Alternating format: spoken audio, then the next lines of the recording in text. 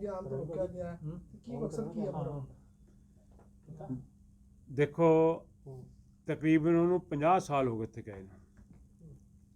ਉਹ 72 ਦੇ ਵਿੱਚ ਉੱਥੇ ਗਿਆ ਸੀ ਔਰ ਹਰ ਸਾਲ ਉਹਦੇ 2-3 ਗੇੜੇ ਇੱਥੇ ਲੱਗਦੇ ਨੇ।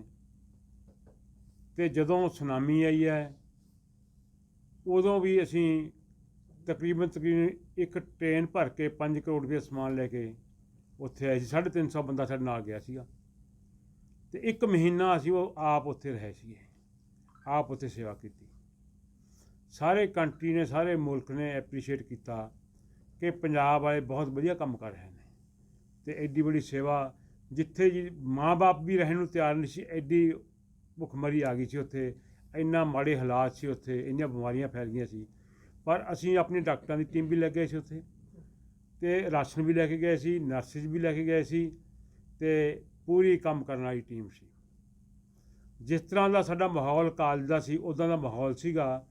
ਇੱਕ ਅਸੀਂ ਪੋਲੀਟੈਕਨਿਕ ਕਾਲਜ ਦੇ ਵਿੱਚ ਉੱਥੇ ਰਹੇ ਸੀਗੇ, ਭੁੰਜੇ ਸਾਡੇ ਬਿਸਤਰੇ ਲੱਗੇ ਹੋਏ ਸੀ, ਕਾਮਨ ਬਾਥਰੂਮਾਂ ਦੇ ਵਿੱਚ ਨਹਾ ਕੇ ਆਉਂਦੇ ਸੀਗੇ।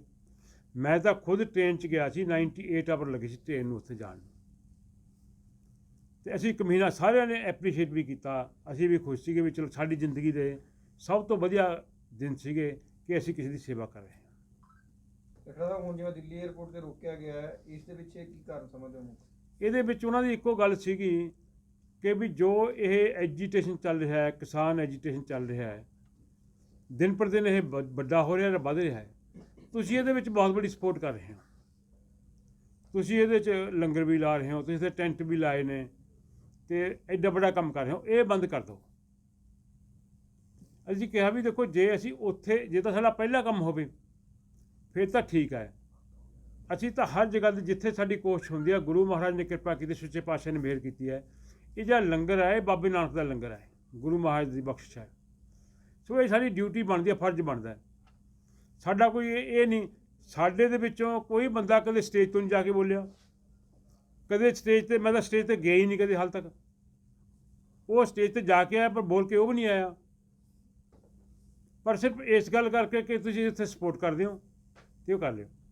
ਅਤੇ ਫਿਰ ਮੈਂ ਰਾਤ ਨੂੰ ਤਕਰੀਬਨ, ਮੈਂ ਧੰਨਵਾਦ ਕਰਾਂ ਚੀਫ ਸੈਕਟਰੀ ਸਾਹਿਬ ਦਾ, ਰਾਤ ਨੂੰ 10 ਵਜੇ ਟੈਲੀਫੋਨ ਕੀਤਾ ਮੈਂ, ਉਹਨਾਂ ਨੇ ਟੈਲੀਫੋਨ ਚੱਕਿਆ ਅਤੇ ਉਹਨਾਂ ਨੂੰ ਦੱਸਿਆ ਮਹਾਂ ਜੀ ਆਹ ਸਥਿਤੀ ਹੈ ਅਤੇ ਕਦੇ ਕੋਈ ਦਿੱਕਤ ਨਹੀਂ ਆਈ, ਇਹ ਪਹਿਲੀ ਵਾਰੀ ਹੈ। ਇਹ ਤੋਂ ਪਹਿਲਾਂ ਵੀ ਕੀ ਹੁੰਦਾ ਸੀਗਾ, ਜਦੋਂ ਉਹ ਆਉਂਦਾ ਸੀਗਾ ਪੁੱਛ-ਗਿੱਛ ਕਰਦੇ ਸੀ ਜੀ ਤੁਸੀਂ ਪੈਸੇ ਕਿਉਂ ਖਰਚ ਰਹੇ ਹੋ ਜੀ, ਐਡਾ ਵੱਡਾ ਲੰਗਰ ਲਾਇਆ ਜੀ, ਤੁਸੀਂ ਰਹਿਣ ਦਿਓ ਜੀ। ਕਦੇ ਉਹਨਾਂ ਨੇ 2-3 ਘੰਟੇ ਲਾ ਕੇ ਮਤਲਬ ਗੱਲ ਕਰਦੇ ਸੀਗੇ, ਪਰ ਫਿਰ ਅਖੀਰ ਦੇ ਕਹਿੰਦੇ ਵੀ ਚਲੋ ਠੀਕ ਹੈ ਜੀ ਤੁਸੀਂ ਜਾਓ ਜੀ। ਜਾਣ ਲੱਗੇ ਵੀ ਅਤੇ ਆਉਣ ਲੱਗੇ ਵੀ। ਐਤਕੀ ਤਾਂ ਉਹ ਯੂਨਾਈਟਿਡ ਏਅਰਲਾਈਨ 'ਤੇ ਆਇਆ ਸੀਗਾ ਜਿਹੜੀ ਸ਼ਿਕਾਗੋ ਤੋਂ ਦਿੱਲੀ ਸਿੱਧੀ ਆਉਂਦੀ ਹੈ, ਅਤੇ ਇੱਥੇ ਤਾਂ ਫਿਰ ਉਹ ਕਹਿਣ ਲੱਗੇ ਵੀ ਜੀ ਹੁਣ ਜੇ ਜਾਂ ਤਾਂ ਤੁਸੀਂ ਸਪੋਰਟ ਬੰਦ ਕਰੋ ਜਾਂ ਫਿਰ ਤੁਸੀਂ ਵਾਪਸ ਚਲੇ ਜਾਓ, ਅਸੀਂ ਤਾਂ ਤੁਹਾਡੀ ਐਂਟਰੀ ਨਹੀਂ ਦੇਣੀ। ਮੈਂ ਚੀਫ ਸੈਕਟਰੀ ਸਾਹਿਬ ਨਾਲ ਗੱਲ ਕੀਤੀ, ਚੀਫ ਸੈਕਟਰੀ ਸਾਹਿਬ ਨੇ DGP ਨਾਲ ਗੱਲ ਕੀਤੀ, DGP ਸਾਹਿਬ ਨੇ ਆਪਣੇ ਰਾਏ ਸਾਹਿਬ, ਆਪਣੇ IG ਇੱਥੇ ਰਹੇ ਨੇ, ADGP ਨੇ ਅੱਜ ਕੱਲ੍ਹ, ਉਹਨਾਂ ਨੇ ਦਿੱਲੀ ਗੱਲ ਕੀਤੀ। ਉਹ ਵੀ ਮੈਨੂੰ ਕਹਿਣ ਲੱਗੇ ਵੀ ਜੀ ਉਹ ਐਜੀਟੇਸ਼ਨ ਦੀ ਉਹ ਗੱਲ ਕਰ ਰਹੇ ਨੇ ਵੀ ਐਜੀਟੇਸ਼ਨ ਦੇ ਵਿੱਚ ਆਪਾਂ ਸਪੋਰਟ ਜ਼ਿਆਦਾ ਕਰ ਰਹੇ ਹਾਂ। ਮਾਂ ਜੀ ਇਹ ਤਾਂ ਹੁਣ ਰੁਕ ਨਹੀਂ ਸਕਦੀ, ਇਹ ਤਾਂ ਸਾਡੀ ਡਿਊਟੀ ਬਣਦੀ ਹੈ, ਫਰਜ਼ ਬਣਦਾ ਹੈ, ਸਾਡੀ ਪਹਿਲੀ ਡਿਊਟੀ ਬਣਦੀ ਹੈ। ਅਤੇ ਲੰਗਰ ਤਾਂ ਗੁਰੂ ਨਾਨਕ ਦੇਵ ਜੀ ਦੇ ਦੱਸੇ ਮਾਰਗ ਦਾ ਇੱਕ ਹਿੱਸਾ ਹੈ ਅਤੇ ਸਾਰੀ ਦੁਨੀਆ ਇਸ ਗੱਲ ਦੀ ਗੱਲ ਕਰਦੀ ਹੈ ਕਿ ਜੀ ਆਪਾਂ ਨੂੰ ਗੁਰੂ ਨਾਨਕ ਸਾਹਿਬ ਦੇ ਕੰਸੈਪਟ 'ਤੇ ਚੱਲਣਾ ਚਾਹੀਦਾ। ਲੰਗਰ ਤਾਂ ਇੱਕ ਸੇਵਾ ਹੈ ਅਤੇ ਇਹ ਤਾਂ ਹੁਣ ਜੇ ਤੁਸੀਂ ਕਹੋ ਵੀ ਇਸ ਗੱਲ ਪਿੱਛੇ ਆਪਾਂ ਬੰਦ ਕਰ ਦੇਣਾ, ਕਿਉਂਕਿ ਐਤਕੀ ਤਾਂ ਆ ਵੀ ਸਾਡੀ ਬੇਟੀ ਦਾ ਵਿਆਹ ਹੈ, ਬੇਟੀ ਦੇ ਵਿਆਹ 'ਤੇ ਆਸੇ ਰਿਹਾ ਸੀਗਾ, ਉਹਦੀ ਵਾਈਫ ਨਾਲ ਸੀ, ਪਰ ਉਹ ਕਹਿਣ ਲੱਗੇ ਵੀ ਜੀ ਨਹੀਂ ਜੀ ਫਿਰ ਜੇ ਤੁਸੀਂ ਇਹ ਬੰਦ ਨਹੀਂ ਕਰਨਾ ਫਿਰ ਨਹੀਂ ਜਾ ਸਕਦੇ, ਫਿਰ ਤਾਂ ਤੁਸੀਂ ਇਸੇ ਫਲਾਈਟ 'ਤੇ ਤੁਸੀਂ ਵਾਪਸ ਚਲੇ ਜਾਓ। ਈਵਨ ਉੱਥੇ ਕੌਂਸਲੇਟ ਨੇ ਵੀ ਟੈਲੀਫੋਨ ਕੀਤਾ, ਐਂਬੈਸਡਰ ਨੇ ਵੀ ਟੈਲੀਫੋਨ ਕੀਤਾ। ਇਸ ਤੋਂ ਵੱਡੀ ਗੱਲ ਕੋਈ, ਇੰਡੀਆ ਦਾ ਜੋ ਵੀ ਰੀਪ੍ਰਜੈਂਟ ਕਰਦਾ ਐਂਬੈਸਡਰ ਕਰਦਾ ਸਾਰੇ ਮੁਲਕ ਨੂੰ, ਉਹਨੇ ਵੀ ਟੈਲੀਫੋਨ ਕੀਤਾ ਕਿ ਦਰਸ਼ਨ ਸਿੰਘ ਧਾਲੀਵਾਲ ਨੂੰ ਮੈਂ ਚੰਗੀ ਤਰ੍ਹਾਂ ਜਾਣਦਾ ਅਤੇ ਵਧੀਆ ਬੰਦਾ ਹੈ, ਵਧੀਆ ਕੰਮ ਕਰਦਾ, ਇੱਥੇ ਵੀ ਇਹੋ ਜਿਹੇ ਕੰਮ ਕਰਦਾ। ਦਾਨ ਪੁੰਨ ਦੇ ਕੰਮ ਇੱਥੇ ਅਮਰੀਕਾ ਦੇ ਵਿੱਚ ਵੀ ਸਾਡੇ ਚੱਲਦੇ ਨੇ, ਇੱਥੇ ਵੀ ਸੋਸ਼ਲ ਕੰਮਾਂ ਦੇ ਵਿੱਚ ਬਹੁਤ ਹਿੱਸਾ ਲੈਂਦਾ। ਅਤੇ ਇਹ ਨਹੀਂ ਕਿ ਪਹਿਲੀ ਕਿਤਾਬ ਜਿਵੇਂ ਤੁਹਾਨੂੰ ਦੱਸਿਆ ਹੈ ਕਿ ਵੀ ਸਾਡੇ ਬਾਪੂ ਜੀ ਵੀ ਕੰਮ ਹੀ ਕਰਦੇ ਸੀਗੇ।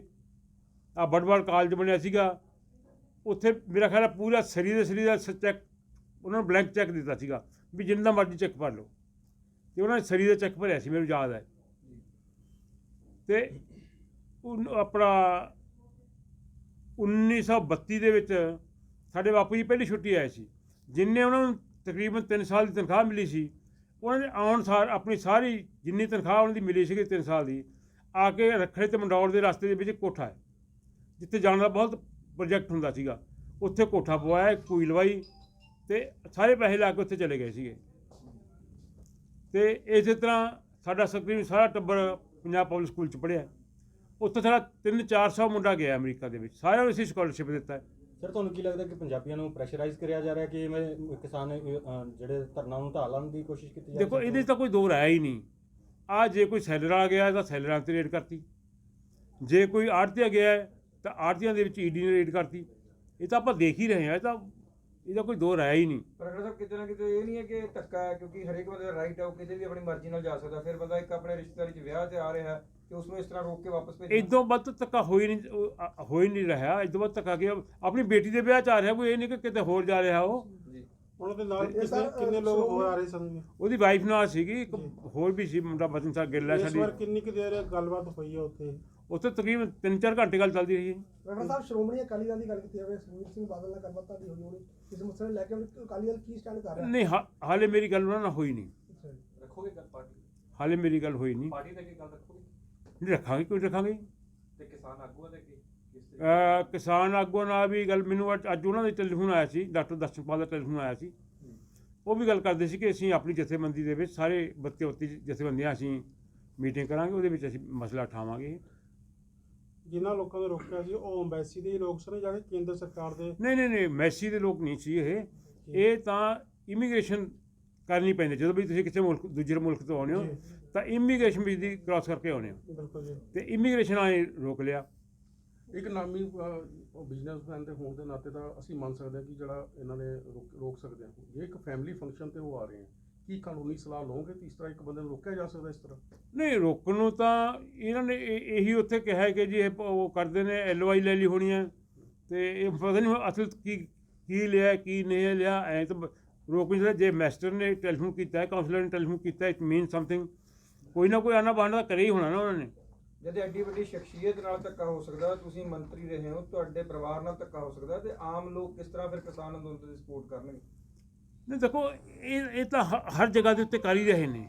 ਇਹ ਤਾਂ ਹਰ ਜਗ੍ਹਾ ਦੇ ਉੱਤੇ ਧੱਕਾ ਕਰ ਹੀ ਰਹੇ ਨੇ। ਇਸ ਪੱਖੋਂ ਦਾ ਕੋਈ ਕਹਿਣ ਵਾਲੀ ਗੱਲ ਹੈ ਹੀ ਨਹੀਂ। ਹਰ ਜਗ੍ਹਾ 'ਤੇ ਇਹ ਜੋ ਵੀ ਜਿੱਥੇ ਵੀ ਇਹਨਾਂ ਦੀ ਚੱਲਦੀ ਹੈ ਉੱਥੇ ਚਲਾਉਂਦੇ ਨੇ। ਪਰ ਇੱਥੇ ਤਾਂ ਮੰਤਰੀ ਦੀ ਗੱਲ ਛੋਟੀ ਹੈ, ਉਹਦੀ ਗੱਲ ਤਾਂ ਉੱਥੇ ਮੇਰੇ ਨਾਲ ਵੱਡੀ ਹੈ। ਅਮਰੀਕਾ ਦੇ ਪ੍ਰੈਜ਼ੀਡੈਂਟ ਕੋਲ ਜਾ ਸਕਦਾ ਉਹ, ਗਵਰਨਰ ਨੂੰ ਤਾਂ ਉਹ ਆਪ ਲੈ ਕੇ ਆਇਆ ਸੀ। ਇੱਕ ਹਫ਼ਤਾ ਗਵਰਨਰ ਰਿਹਾ ਸਾਡਾ, ਵਿਸਕੌਨਸਿਨ ਦਾ ਗਵਰਨਰ ਇੱਕ ਹਫ਼ਤਾ ਰਿਹਾ ਸਾਡਾ ਇੱਥੇ, ਉਹਦੇ ਨਾਲ ਹੀ ਆਇਆ ਸੀਗਾ। ਉਹਦਾ ਪੂਰਾ ਇੱਕ ਉਹ ਆਇਆ ਸੀਗਾ ਅਤੇ ਸਾਰੇ ਇੱਥੇ ਰਹੇ ਸੀ। ਮੇਰੇ ਖਿਆਲ 15-20 ਬੰਦੇ ਆਏ ਹੋਣਗੇ ਉਹਦੇ ਨਾਲ, ਅਤੇ ਆਪ ਉਹ ਇਨਵਾਇਰਮੈਂਟ ਦਾ ਚੇਅਰਮੈਨ ਰਿਹਾ ਉੱਥੇ। ਰਖੜਾ ਸਾਹਿਬ, ਤੁਸੀਂ ਭਾਈਵਾਲ ਪਾਰਟੀ ਰਹੀ ਹੈ ਤੁਹਾਡੇ ਨਾਲ BJP, ਕੀ BJP ਦੇ ਕਿਸੇ ਆਲਾ ਅਧਿਕਾਰੀ ਨਾਲ ਜਾਂ ਉੱਪਰ ਮੰਤਰੀ ਨਾਲ ਗੱਲ ਹੋਈ ਇਸ ਬਾਬਤ? ਨਾ, ਮੇਰੀ ਕਿਸੇ ਨਾਲ ਗੱਲ ਨਹੀਂ ਹੋਈ ਜੀ, ਨਾ ਮੈਂ ਕੀਤੀ ਹੈ ਜੀ। ਪਰ ਇਹ ਗੱਲ ਬਣਦੀ ਨਹੀਂ ਕਿ ਆਪਾਂ ਉਹਨਾਂ ਨਾਲ ਗੱਲ ਕਰੀਏ। ਕਾਹਦੇ ਲਈ? ਕੋਈ ਨਜਾਇਜ਼ ਗੱਲ ਹੋਵੇ ਨਾ, ਫਿਰ ਆਪਾਂ ਗੱਲ ਕਰੀਏ ਵੀ ਜਾਂ ਸਾਡੇ ਆਹ ਨਜਾਇਜ਼ ਕਰ ਰਹੇ ਹਾਂ ਜਾਂ ਉਹ ਕਰ ਰਹੇ ਹਾਂ। ਕਿ ਜਾਇਜ਼ ਗੱਲ ਦੇ ਲਈ ਵੀ ਗੱਲ ਕਹਿਣੀ ਪਵੇ ਤਾਂ ਇੱਦਾਂ ਮਾੜੀ ਗੱਲ ਕੀ ਹੋ ਸਕਦੀ? ਕਿੰਨਾ ਕੁ ਸਮਾਂ ਰਹਿ ਗਿਆ ਵਿਆਹ ਦੇ ਵਿੱਚ ਜਿੱਥੇ ਉਹਨਾਂ ਨੇ ਆਉਣਾ ਸੀ? ਵਿਆਹ ਤਾਂ ਹੁਣ ਕੁਛ ਵੀ ਨਹੀਂ, ਹਫ਼ਤਾ ਹੀ ਸਾਰੀ ਜੀ। ਦੁਬਾਰਾ ਆਉਣ ਦੀ ਕੋਸ਼ਿਸ਼ ਕਰਨਗੇ? ਇਹ ਤਾਂ ਹੁਣ ਗੁਰੂ ਮਹਾਰਾਜ ਨੂੰ ਪਤਾ, ਸੱਚੇ ਪਾਤਸ਼ਾਹ ਨੂੰ ਪਤਾ ਜੀ। ਜੇ ਪਰਮਿਟ ਕੀਤਾ ਉਹਨਾਂ ਨੇ ਫਿਰ ਤਾਂ ਇੱਕ ਦਿਨ ਪਹਿਲਾਂ ਵੀ ਆ ਜਾਊਗਾ ਜੀ। ਅਤੇ ਹੁਣ ਕੀ ਕਹਿੰਦੇ ਨੇ ਕੀ ਨਹੀਂ ਕਹਿੰਦੇ, ਅਕਸਰ ਲਾਈਨ ਕਲੀਅਰ ਕਰਕੇ ਆਊਗਾ ਜੇ ਆਊਗਾ ਉਹ।